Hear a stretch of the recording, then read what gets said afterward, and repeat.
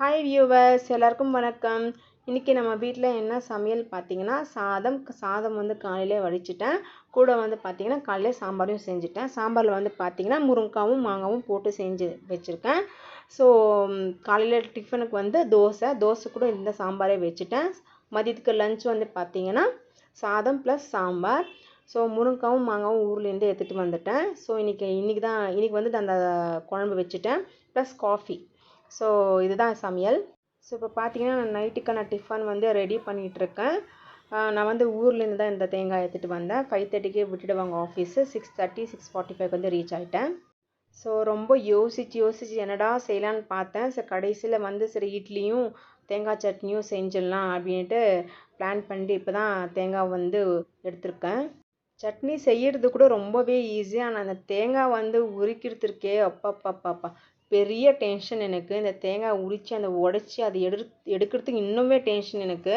தேங்காய் அப்படியே யாராவது எடுத்து கொடுத்துட்டாங்கன்னா நம்ம செஞ்சிடலாம் ஈஸியாக. பட் தேங்காய் வந்து டேடி இருந்தானா எடுத்து கொடுத்துடுவாங்க. அவங்க எதனா வேலையாக இருந்தாங்கன்னா நான் தான் இதை வந்து உடச்சி எடுக்கணும். ஸோ இந்த தேங்காய் வந்து உரிக்கிட்டு ரொம்ப பெரிய கஷ்டம். லாஸ்ட் வீக் ஊருக்கு போயிருந்தேன் இல்லையா, ஸோ அப்போவே வந்து இந்த தேங்காய் வந்து அங்கேருந்து ஒரு 4-5 தேங்காய் எடுத்துகிட்டு வந்துட்டேன். ஸோ இந்த தேங்காய் தண்ணி வந்து ஆக்சுவலி நான் குடிக்க மாட்டேன். எனக்கு வீசிங் ப்ராப்ளம் இருக்கிறதால தண்ணி குடிக்கிறது இல்லை. டேடியும் சளி பிடிச்சிருச்சு, அதனால் டேடி கூட கொடுக்கல. அதர்வைஸ் வெயில் காலமாக இருந்தால் நாங்கள் குடிச்சுக்குவோம். ஸோ உடச்சி எடுத்துக்கினேன். பாருங்கள் எவ்வளோ நல்லாயிருக்கு பெருசாக. இப்போ வந்து பார்த்திங்கன்னா தேங்காய் வந்து பார்த்திங்கன்னா இந்த மாதிரி தான் ஒரு கத்தி வச்சுட்டு எடுத்துடுவேன். இந்த கத்தி வச்சுட்டு நுனியில் வந்து நல்லா அழுத்தி கொடுத்தோன்னா இந்த தேங்காய் வந்து வந்துடும். ஓடு தனியாகவும் தேங்காய் தனியாகவும் வந்துடும். ஆனால் பொறுமையாக பார்த்து எடுக்கணும். கொஞ்சம் அவசரப்பட்டாலும் அந்த கைக்கு வந்து அந்த கத்தியை வந்து விழுறதுக்கு சான்சஸ் இருக்குது. ஸோ நான் வந்து எப்படியோ போட்டு எடுத்துகிட்ருக்கேன். என்னால் முடியல, அதனால் போட்டு நோண்டி அந்த தேங்காய் ஒரு வழி பண்ணிவிட்டு வெளியே எடுத்துட்டேன். இதுக்கெல்லாம் ஒரு மிஷின் கண்டுபிடிச்சாங்கன்னா ரொம்பவே நல்லாயிருக்கும். என்னால் வந்து எடுக்கவே முடியல, ரொம்பவே கஷ்டமாக இருக்குது. டெக்னாலஜி நல்லா டெவலப் ஆகிட்டு வந்துட்டுருக்கு இந்த காலத்தில். ஸோ இந்த மாதிரி டைமில் இந்த தேங்காய் உரிக்கிறதுக்கு எதனா ஒரு மிஷின் கண்டுபிடிச்சோன்னா ரொம்பவே நல்லாயிருக்கும். ஏதோ ஒரு வழியாக எல்லாம் தேங்காயும் வந்துடுச்சு. ஸோ நம்மளோட டைமிங்ஸும் சேவ் ஆகும் இந்த மிஷின் வந்து கண்டுபிடிச்சிட்டாங்கன்னா. ஸோ ஒரு வழியாக எல்லாம் தேங்காயும் எடுத்து வச்சுட்டேன். ஸோ இந்த பெரிய தேங்காய்லாம் பார்த்திங்கன்னா ரொம்பவே நல்லா இருக்குது. பெருசாக இருக்கிற பீஸ் எல்லாம் அப்படியே ஒரு பக்கமாக எடுத்து வச்சுட்டேன். ஸோ சின்ன பீஸ்லலாம் பார்த்திங்கன்னா அந்த தூளெல்லாம் இருக்குது, அதெல்லாம் ஒரு பிளேட்டில் போட்டு நல்லா கழுவி எடுத்துக்கிட்டேன். என்னோடய ஆஃபீஸ் டைமிங்ஸ் பார்த்திங்கன்னா 5:30 5:40க்கெல்லாம் விட்டுடுவாங்க. ஸோ அங்கேருந்து நான் ஆஃபீஸ் வரத்துக்குள்ளவே லேட் ஆகிடும். 6:40 6:45 ஆகிடும். டிராஃபிக் இருந்ததுன்னா 7 o'clock கூட ஆகும். ஸோ டேடிக்கு நைட் ஷிஃப்ட்டுன்றதால ஸோ சீக்கிரமாக செஞ்சிட்ருக்கேன். நல்லா சீவி எடுத்துட்டுறேன். இப்போ பார்த்திங்கன்னா நல்லா ஒரு 2-3 துண்டு வந்து பெரிய துண்டாக தேங்காய் சீவில் வந்து சீவிக்கிறேன். இந்த மாதிரி பாருங்க எந்தளவுக்கு நல்லா பூ போல் சூப்பராக இருக்குது. ஸோ இது வந்து சட்னிக்கு எடுத்துகிட்ருக்கேன். இந்த பாத்திரம் வேறு கழுவணும், இதுக்கே பெரிய கஷ்டமாக இருக்குது. எப்பவுமே தம்பி வந்துட்டுனா தம்பியை கழுவி வச்சுடுவான் பாத்திரத்தை வந்து. ஸோ ஃபஸ்ட்டு இட்லி மாவு வந்து எடுத்து வச்சுட்டேன். ஸோ அதில் வந்து எல்லாமே கரைச்சி வச்சுட்டேன். ஸோ நான் வந்து இன்றைக்கி தோசை ஊற்றலான்னு நினச்சிட்டு இருந்தேன். பட் தோசை காலையில் வேறு தோசை தான் சாப்பிட்டோமா, அதனால் நைட்டு வந்து இட்லியே பிளான் பண்ணிக்கலான்னுட்டுக்காக இட்லியே செஞ்சுட்டேன். ஸோ கடாயில் தான் வைக்கிறேன் இட்லி வந்துட்டு. அந்த பெரிய குக்கர் அந்த இட்லி பாத்திரம் இருக்குது பெருசாக. பட் அந்த இட்லி பாத்திரத்தை எடுத்து அந்த 3 தட்டை கழுவி அதை எடுத்து வச்சு ஐயோ அதுக்கு இந்த ஒரே ஒரு இட்லி தட்டை எடுத்துகிட்டு இந்த கடாயில் வச்சு செஞ்சோன்னா ரொம்பவே ஈஸியாக போடும். அது வந்து ஒரே தடவை வச்சிடலாம், பட் ஒரு 20 நிமிஷம் ஆகும் இந்த இட்லி பாத்திரத்தை வந்து எடுத்து வச்சோன்னா. பட் இதில் வந்து 3 தடவை எடுக்கணும். பரவாயில்ல, கொஞ்சம் கழுவுற வேலை மிச்சமாக இருக்குமே அப்படின்னுக்காக இந்த கடாயிலே வச்சு எடுத்துக்கிறேன். ஸோ இந்த மாதிரி பார்த்தீங்கன்னா 3 தட்டு இருக்குது. அதில் வந்து நான் செகண்ட் தட்டு தான் எடுத்துருக்கேன். 3 தட்டுமே சேம் இதே அளவில் தான் இருக்கும். 8 பீசஸ் தான் வரும். ஸோ இப்போ வந்து எண்ணெய் தடவிக்கிறேன். எண்ணெய் தடவிட்டு அதில் வந்து இட்லி மாவு ஊற்றிக்கலாம்.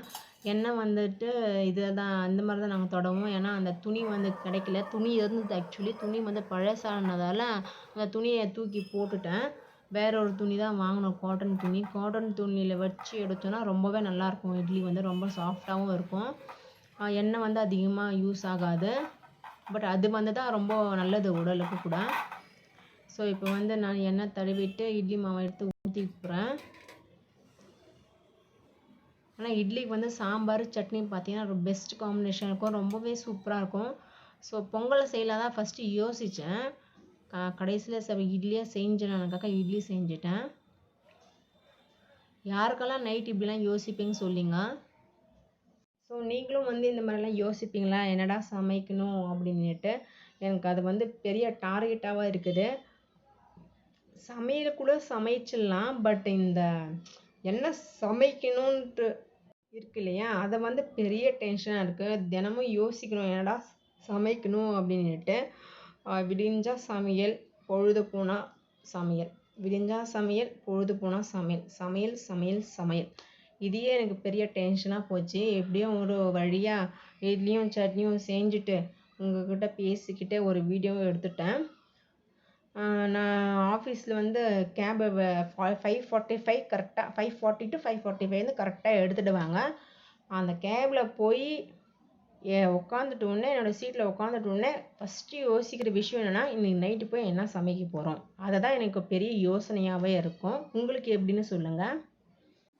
ஸோ சட்னி ரெடி பண்ணிட்டேன். ஃபைனலாக வந்து பார்த்திங்கன்னா தாளிப்பு கொடுத்துடலாம். ஆஸ் யூஷுவல் மெயினாக என்னென்ன போடுறீங்களோ சட்னிக்காக தான் நானும் போட்டிருக்கேன். ஸோ சொல்கிறதுக்கு இதில் புதுசாக எதுவுமே இல்லை.